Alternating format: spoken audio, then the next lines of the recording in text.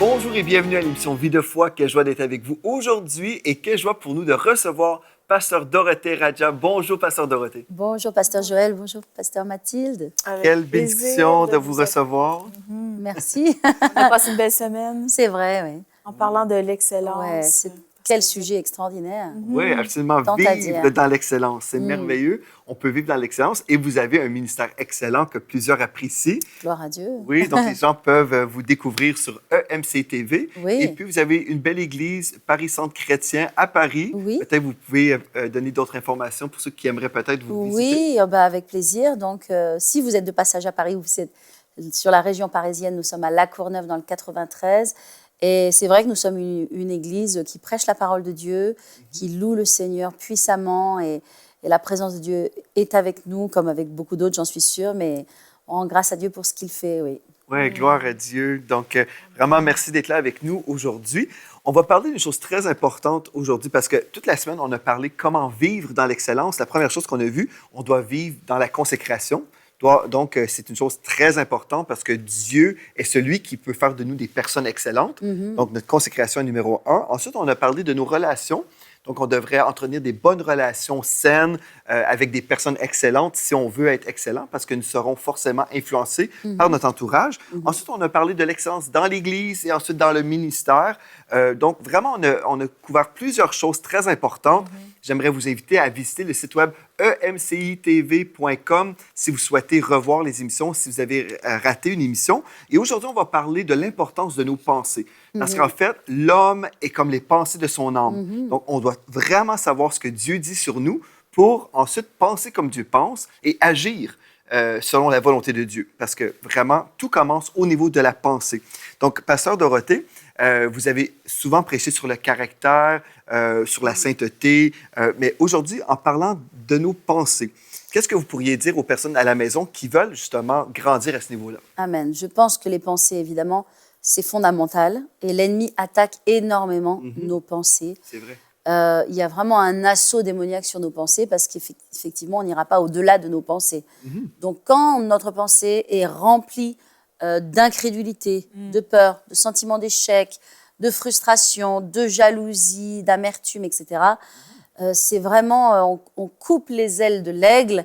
L'aigle ne peut pas s'envoler parce que nos pensées, elles sont fondamentales. Comme vous l'avez dit, un homme est tel ses pensées, il est le reflet de ses pensées. Ça veut dire que la parole de Dieu, elle nous exhorte très clairement à renouveler nos pensées. Au reste, frères, amen. Fortifiez-vous dans le Seigneur, reprenez toutes les armes de Dieu et puis, bien sûr, ça va nous permettre d'abattre toutes les forteresses de l'ennemi. Il y a des forteresses de l'ennemi dans nos pensées. Il y a des pensées injectées par l'ennemi. Il y a des pensées qui sont des forteresses et donc qui sont présentes parfois depuis longtemps, qui ont besoin d'être reconnues, qui ont besoin d'être abattues pour que nous puissions mettre à la place, les remplacer par les pensées de Dieu qui vont nous permettre d'avancer, d'exceller. Vraiment, c'est un combat, les pensées, et il n'y a que la parole de Dieu qui peut changer nos pensées. Donc, Dieu merci pour les conseils, pour les choses que l'on reçoit, mais c'est vraiment la parole de Dieu qui a la puissance et l'autorité de changer nos pensées. C'est ça. Oui. Absolument. Et ce que vous dites, c'est vraiment important aussi, parce que vous avez mentionné le mot « remplacer ». Oui. Il y a des personnes qui disent « Ah ben j'essaie d'arrêter de penser à telle chose ». Et c'est impossible de faire ça. Oui. Donc, si, par exemple, je vous donne comme illustration, je l'ai déjà dit à l'église, les gens vont rire typiquement, mais je vous dis, par exemple, éléphant rose. Et qu'est-ce que vous voyez en ce moment? Un éléphant rose. N'est-ce pas? Vous avez entendu une parole, et puis là, on a une image en nous qui se crée. Donc, on voit un éléphant rose, on ne voit pas un chien quand on entend ça. Donc, on pense avec des images. Oui. On pense en images. Donc, une des choses, si on veut remplacer ce qu'on a déjà comme déposé en nous autrefois, là, on doit faire un grand ménage et remplacer toutes les mauvaises pensées par les pensées de Dieu. Donc, on ne peut pas arrêter de penser une chose. Si je vous dis « ne pensez pas à un éléphant rose », vous allez penser forcément à un éléphant rose. Mais si je vous dis « pensez à la gloire de Dieu », par exemple, là, peut-être, ou « l'Éternel est mon berger, je ne manquerai de rien ». OK. Là, je pense à un berger, je ne manquerai de rien. Peut-être je vois des sacs d'épicerie. Je commence à remplacer... Une autre image. C'est ça, justement. Et c'est ça qu'on doit faire, n'est-ce pas? Absolument. La parole de Dieu, c'est le reflet du cœur de Dieu et c'est la pensée de Christ. Et la parole de Dieu dit qu'on doit être renouvelé, on doit être renouvelé, changé, transformé par le renouvellement de l'intelligence, je vais le dire. Et puis, le moyen d'être transformé dans notre intelligence et dans nos pensées, c'est vraiment de s'imprégner de la pensée de Christ qui se trouve dans la parole de Dieu. Et donc, si on veut ne pas penser à des choses négatives, eh bien, on peut garder nos pensées captives en s'imbibant de sa parole, lire et lire et lire. Et ce n'est pas juste lire d'une manière intellectuelle et rationnelle, mais vraiment, quand je lis ça, c'est quelque chose de vivant. Et il se passe quelque chose dans mon esprit. Et ce qui se passe dans mon esprit va impacter mon âme et mes pensées vont être transformées. Et à force, et on ne peut jamais dire, on en a parlé cette semaine, on n'est jamais arrivé à la pleine connaissance de Christ, à la pleine connaissance de sa parole. Et on ne peut pas dire, ah, ben moi, j'ai lu la Bible de couvert à couvert, puis ben là, je n'ai plus rien à apprendre, j'y suis arrivée. Non, je pense que on connaît un homme de Dieu qui a presque 90 ans maintenant. Il lit la parole en entier plusieurs fois par année et il ne s'en lasse pas. Et il est en pleine forme. La parole de Dieu, c'est la vie pour notre âme et ça sert à garder notre cœur. Donc, dans ça, il y a la vie. Quand on lit ça, c'est la vie pour notre âme et on est renouvelé dans nos pensées. Voilà. Amen. En tout cas, c'est vrai qu'il est écrit que nous devons avoir la pensée de Christ. C'est ça. Donc, c'est très important et c'est ce qui va nous permettre d'exceller. Parce que la pensée de Christ en nous ne peut nous amener que dans la victoire, que dans l'excellence et nous faire monter. Donc, l'importance de faire le nettoyage dans nos pensées. Peut-être vous voulez lire ce verset dans Philippiens 4, parce que vous avez la traduction. Une version merveilleuse. D'accord, Philippiens 4, verset 8. « Au reste, frères, que tout ce qui est vrai, tout ce qui est honorable, tout ce qui est juste, tout ce qui est pur et tout ce qui est aimable, tout ce qui mérite l'approbation, ce qui est vertueux et digne de louange, soit l'objet de vos pensées. » Amen. Donc la parole de Dieu nous dit quelles sont les pensées qu'on doit penser. Mais ça veut dire que finalement, la télévision, l'Internet, le monde va farcir, cherche en tout cas à nous farcir de pensées. Pensée d'adultère, pensée de convoitise, pensée d'escroquerie, toute espèce de pensées qui finalement sont des mauvaises pensées qui nous éloignent de la pensée de Dieu. On a vraiment besoin de revêtir le casque du salut, qui est une des armes très importantes, puissantes pour tenir dans Donc, ce que vous dites, ce combat. Il faut faire attention de quoi on se nourrit. Oui. Absolument. On peut se nourrir de la parole ou des choses du monde. Je pense, justement, quand tu parlais, Mathilde, aussi, par exemple, à la guérison. On pense à la guérison. Si nous sommes attaqués dans notre corps en ce moment, mais si quelqu'un veut appliquer ce qu'on est en train de dire maintenant au niveau des pensées, puisque l'homme est comme les pensées de son âme, si je me nourris, par exemple, des diagnostics des médecins qui nous disent on va aller de pire en pire, on va mourir, bref, toutes sortes de choses terribles, ou on peut faire comme tu as fait, Mathilde, il y a plusieurs années, quand Mathilde et moi, on venait tout juste de se marier, elle a reçu un diagnostic sérieux, mais elle a choisi de se nourrir de la parole de Dieu. Donc, elle a commencé à se voir comme Dieu la voyait, comme étant la guérie de l'Éternel.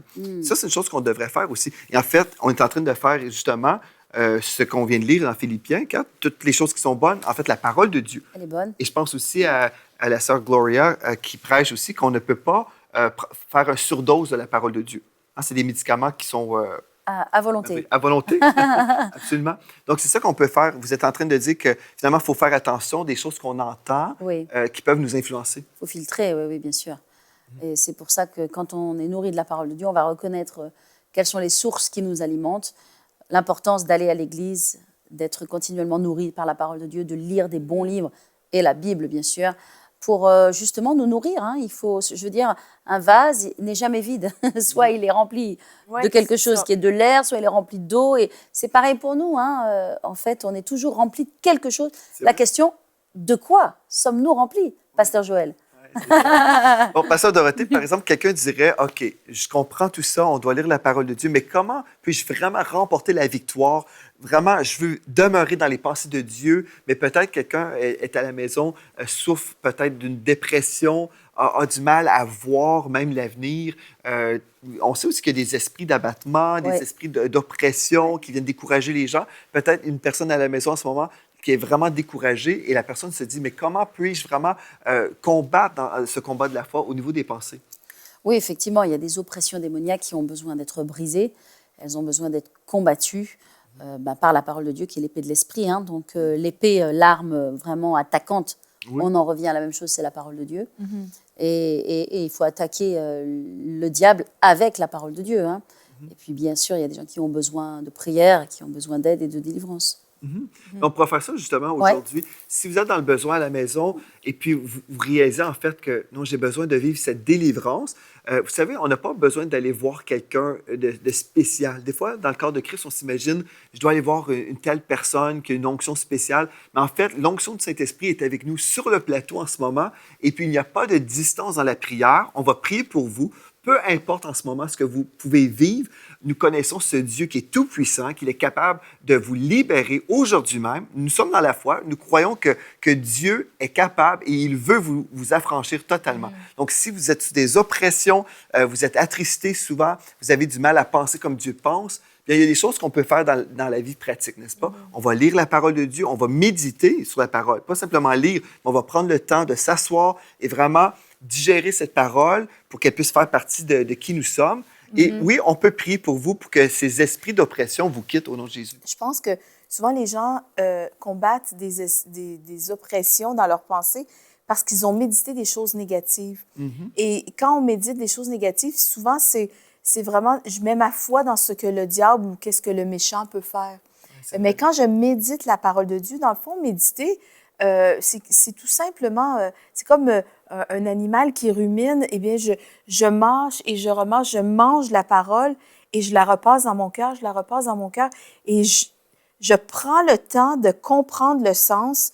Et si je fais ça avec la parole de Dieu, parce que je peux faire ça avec les diagnostics du monde, avec la pensée du monde, je peux m'imbiber de films avec toute la pensée mondaine et je médite et je remédite sur ces films. Bon, ça, c'est juste un simple exemple où je peux méditer sur ce que la parole de Dieu dit. Et comme tu as dit, quand j'ai eu le diagnostic d'une maladie incurable il y a près de 20 ans, je me suis trouvée devant deux choix. Et la Bible dit, je mets devant toi la vie et la mort, la bénédiction et la malédiction, mais choisis la vie. On a la réponse. Et à ce moment-là, j'ai choisi la vie. J'avais un choix et j'ai choisi la vie. Et choisir de méditer la parole de Dieu dans l'adversité, choisir de méditer la parole de Dieu quand on vit des difficultés, la maladie, n'importe quelle difficulté, difficulté financière, peu importe, difficulté familiale, si je choisis de garder mes pensées captives sur ce que la parole de Dieu dit, je vais en sortir plus que vainqueur. Et c'est ce que j'ai choisi de faire. Et aujourd'hui, je rends gloire à Dieu parce que j'ai été renouvelée dans mon intelligence. Et à ce moment-là où c'était vraiment difficile, je luttais des symptômes extrêmement douloureux, j'ai choisi de garder mes pensées captives en Jésus-Christ. Et la manière dont on peut faire ça, la seule manière, la parole. J'écoutais la parole de Dieu à propos de la guérison. J'écoutais des messages. Je lisais la parole. J'avais mis des versets partout dans ma maison. Il y en avait partout. Et il faut s'imbiber. Il faut être radical. Amen. Si je veux avoir une excellence dans mes pensées, si je veux avoir la pensée de Christ, je dois être radical. Et je pense qu'on ne l'est peut-être pas assez dans le corps de Christ. Et c'est un simple encouragement que je veux dire à tous ceux qui nous écoutent. Si vous voulez être excellent dans vos pensées, choisissez de vraiment transformer, pas juste faire abstraction de ce qui vous oppresse, mais vraiment, soyez violents en esprit et faites tout ce que vous pouvez pour que vos pensées soient les pensées de Christ. Amen. Oh là là, on pourrait applaudir, hein? Applaudir le Seigneur, applaudir ce témoignage. Je rends gloire à Dieu. C'est extraordinaire, quelle inspiration, quelle merveilleuse façon d'appuyer en fait. Le fait d'être excellent dans nos pensées, c'est notre sujet. Et c'est comme ça qu'on va exceller, qu'on va gagner. Et puis, effectivement, c'est pas juste voilà, un tout petit peu, surtout dans des adversités aussi importantes que cela. C'est pas juste une petite dose homéopathique de la parole de Dieu dont on a besoin, c'est vraiment être imbibé, quoi. C'est-à-dire qu'au bout d'un certain temps, vraiment, la pensée de Dieu domine sur la pensée du monde. Elle prend le dessus, elle libère l'action de Dieu. Et c'est ce qui s'est passé dans votre vie. On se réjouit de ce magnifique témoignage. Ouais. Pasteur Dorothée, admettons, quelqu'un est comme Mathilde, a un souci et cette personne souhaite vraiment développer une pensée forte mais constante. Est-ce que vous avez des conseils peut-être pour cette personne qui voudrait vraiment avoir une pensée forte en tout temps? Des conseils tout simples, c'est prendre un cahier, un crayon, ou bien son téléphone, d'accord, où on a des notes, et puis s'inscrire des versets, s'astreindre à les lire, à les méditer tous les jours. Moi, je veux dire, après, il n'y a pas de secret, hein, c'est la même chose pour tout le monde, hein, et avoir une liste de versets qui va changer nos pensées, changer nos circonstances. Hein.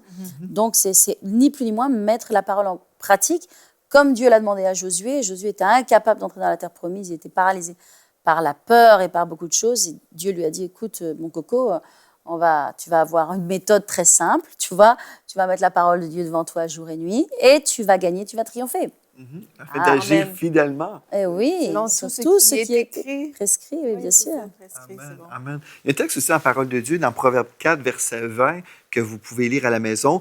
Ici, ce texte-là aussi, c'est vraiment un texte fondamental pour la vie chrétienne et surtout au niveau de nos pensées, au niveau de la santé divine aussi. Mon fils, sois attentif à mes paroles, prête l'oreille à mes discours, qui ne s'éloignent pas de tes yeux, garde-les dans le fond de ton cœur, car c'est la vie pour ceux qui les trouvent, c'est la santé pour tout leur corps. Amen. Garde ton cœur plus que toute autre chose, car de lui viennent les sources de la vie. Et là, au verset 24, écarte de ta bouche la fausseté, éloigne de tes lèvres les détours, que tes yeux regardent en face et que tes paupières se dirigent devant toi. Considère le chemin par où tu passes et que toutes tes voies soient bien réglées. Ne te détourne ni à droite ni à gauche et écarte ton pied du mal. Mais ce qu'on doit faire avec ce passage que je viens de lire, en fait, on doit mettre vraiment la parole de Dieu en priorité dans nos vies. Vraiment, mon fils, prête l'oreille à mes discours.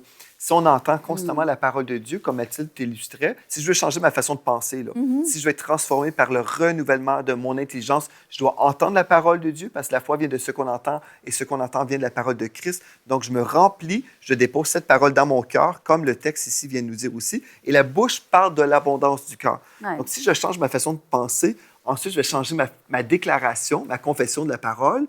Pasteur Dorothée, est-ce que c'est une fausse doctrine, la confession de la parole, ou est-ce que vous m'appuyez là-dedans? Je vous appuie, je vous appuie absolument, parce que j'appuie la parole de Dieu. Amen. Absolument. Non, mais c'est très important de déclarer, de confesser. On sait bien que le premier qui a parlé, c'est Dieu. Il est le Logos. Jésus est la parole faite chair. Oui. Il n'est pas venu parler ses propres paroles, il est venu parler les paroles du Père. À combien plus forte raison, nous ne devons pas être là pour parler nos propres paroles qui sont humaines, charnelles et démoniaques. La Bible dit que la sagesse de ce monde, elle est humaine, elle est charnelle, elle est démoniaque. Mais nous sommes là pour parler les paroles de Dieu. Amen. Oui, amen. Alléluia. Il y a une chose, quand je lis la parole de Dieu, c'est que, comme on a dit, on renouvelle notre intelligence, mais je découvre qui je suis en Christ. Et si je sais qui je suis en Christ, ça va changer ma façon de me voir, de me percevoir, et donc ça va changer mes circonstances. Par exemple, quand j'ai eu le diagnostic de la maladie, eh bien, je peux penser que le médecin m'a mis une étiquette de malade.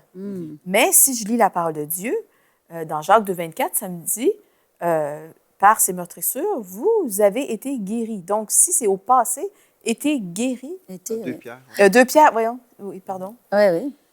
Eh bien, à ce moment-là, ça change totalement qui je suis.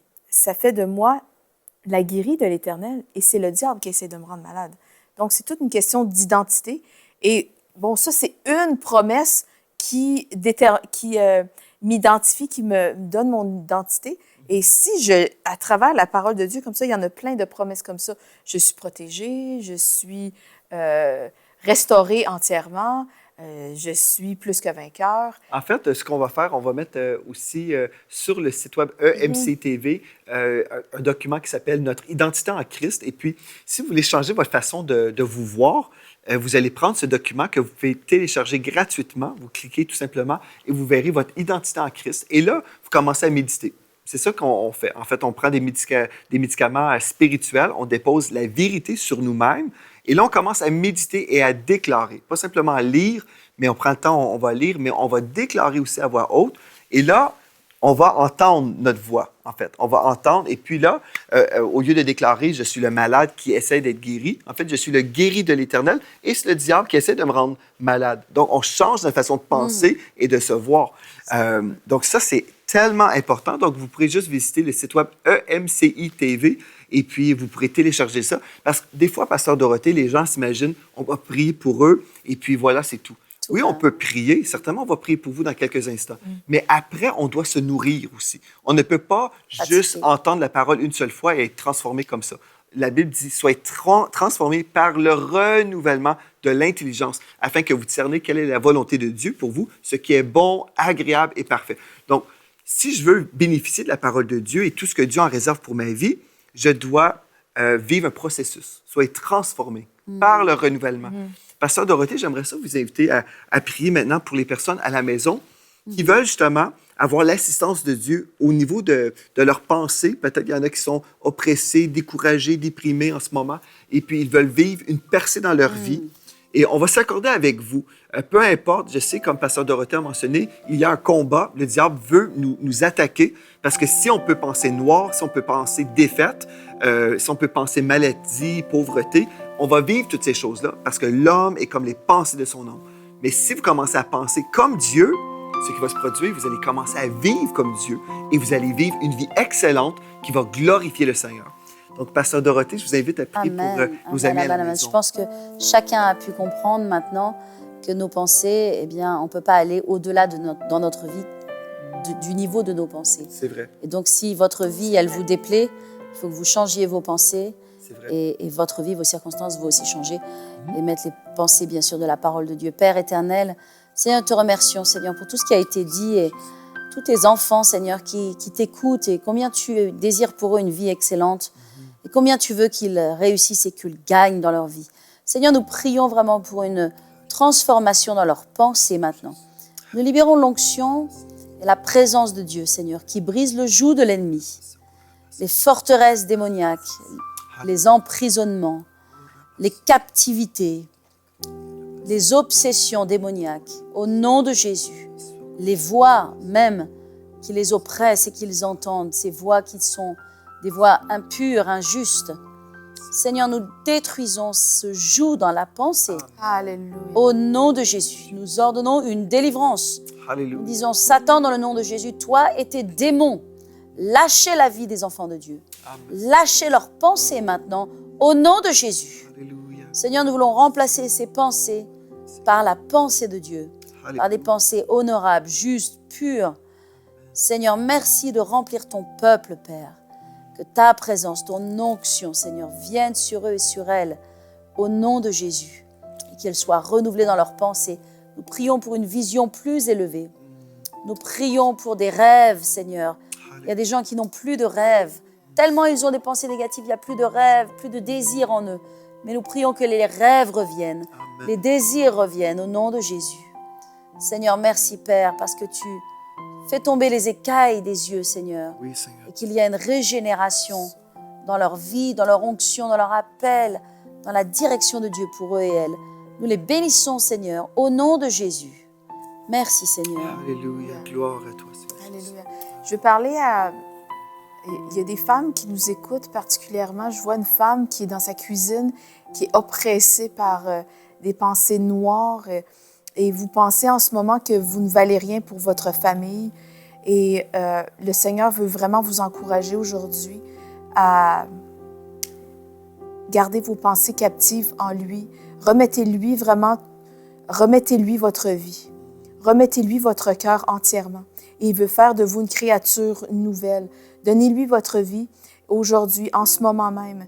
Et le Seigneur Jésus le Seigneur Jésus va vous donner une vie nouvelle, la vie éternelle. Et vos pensées seront les pensées de Christ, comme vous renouvelez vos pensées dans la parole de Dieu. Et aujourd'hui, vous êtes devant un choix. Et je vous dis, le Seigneur vous dit de choisir la vie. Je vous encourage à choisir la vie et la vie éternelle. Et je prie que les pensées de Christ envahissent votre âme en ce moment. Alléluia. Que les fleuves d'eau vive du Saint-Esprit vous envahissent dès cet instant. Esprit de Dieu, touche cette femme, touche ces personnes qui nous écoutent et qui sont concernées par cette parole. Je te bénis, Esprit de Dieu, parce que tu es personnel. Je te bénis, Esprit de Dieu, parce que tu es puissant et que tu déposes un feu dans le cœur de ma sœur et de mon frère aussi qui a besoin de ce feu du Saint-Esprit.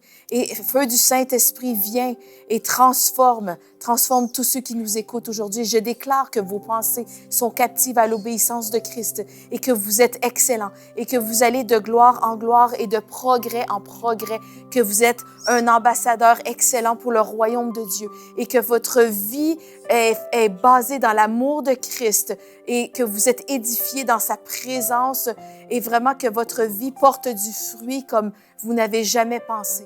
Vraiment, votre destinée est cachée en Christ et confiez-vous en lui de tout votre cœur et vraiment, vous réussirez. Jésus-Christ a triomphé de tout ce qui vous attaque en ce moment et cachez-vous en lui et vraiment, sa lumière vous éclairera et le soleil de gloire se lève sur votre vie dès maintenant. Soyez bénis et fortifiés. Gloire à Jésus. Gloire à Jésus-Christ.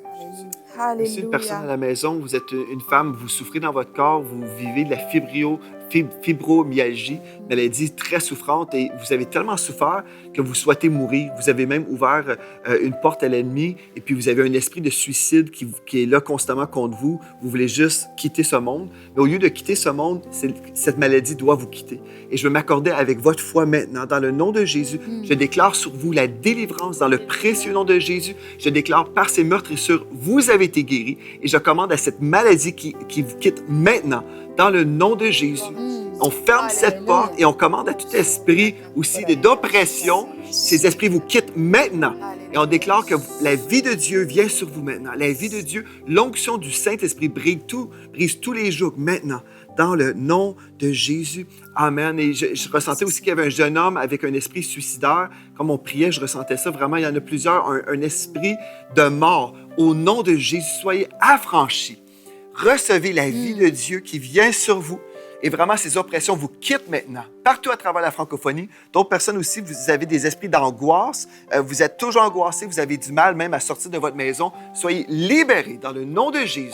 C'est un jour nouveau pour vous maintenant. Amen. Dans le nom de Jésus. Et prenez la décision que vous allez à l'église ce dimanche. Vous allez à l'église, vous sortez de votre maison. Les angoisses sont terminées dans le nom de Jésus. Une vie nouvelle commence pour vous dans le nom de Jésus. Amen. Gloire à Dieu. Merci, Pasteur Dorothée, d'avoir été à l'émission Vie de foi. Quelle joie. Bénis. Merci. Merci à vous. Merci.